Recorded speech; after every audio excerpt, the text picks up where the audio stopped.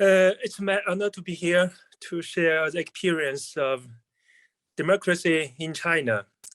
Now, I'd like to say all democracy is equal, and we are all on the way to democracy.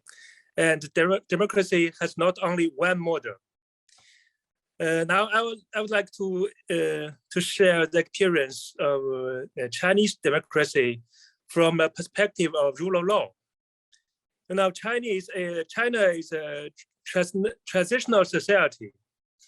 It's still on the way to modernization, and also still on the way to rule of law, and also to democracy. A traditional Chinese society is, we can call it a governance based on relation. The Chinese character is 关系. It's very hard to translate into English. Yeah. Now it's on the way to relation-based governance to the role-based governance, namely rule of law. Yeah. Many Western scholars call Chinese democracy authoritarian state, but it's not right. Yeah. I would like to introduce some institution of Chinese democracy. For example, firstly, the democracy in legislation. Yeah, in China, all the people can find any legal document on the internet. For example, the National People's Congress or local People's Congress. And it's very community freely, yeah.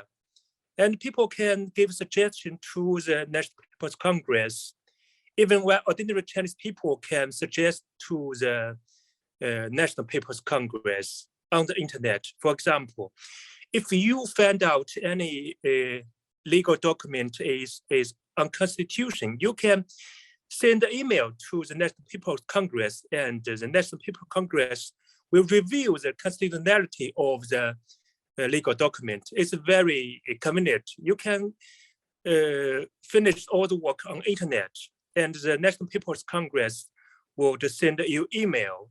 Yeah. So if you find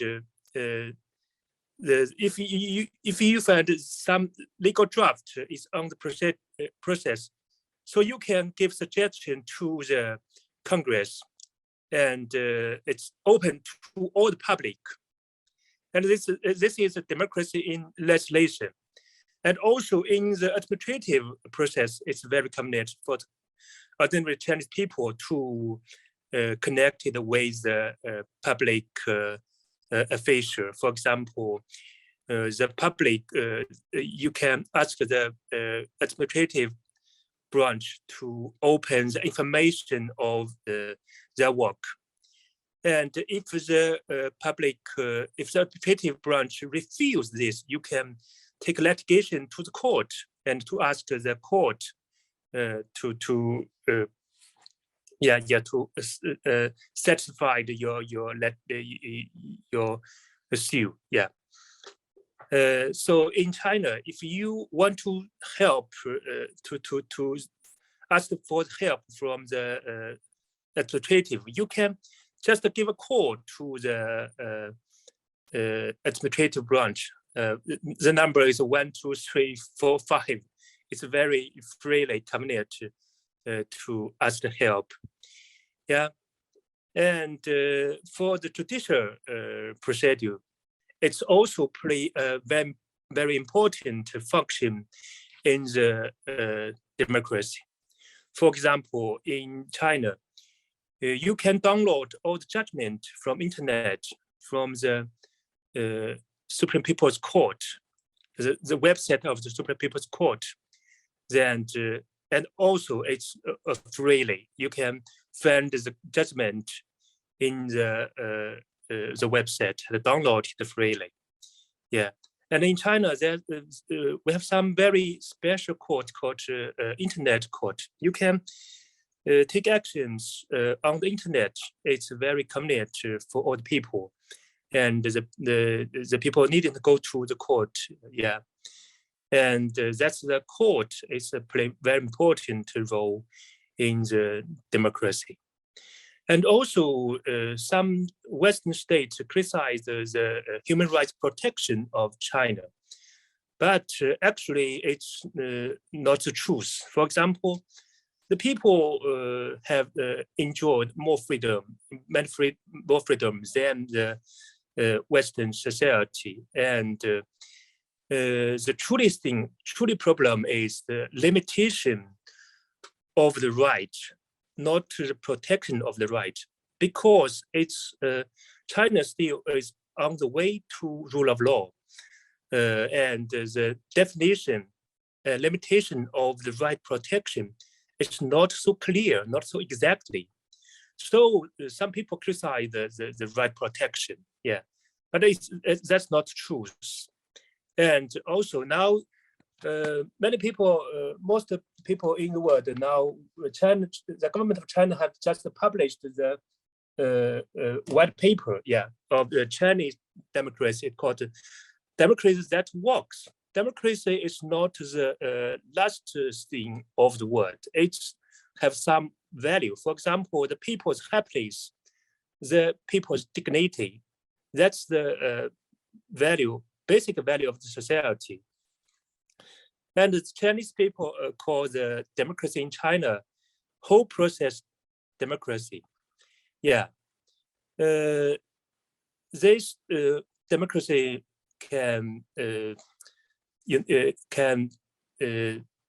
satisfy all the people and protect the basic rights of all the people. Why the Chinese democracy called whole process democracy? The key point is leadership of the Communist Party. Yeah, the tension between rule of law and human rights.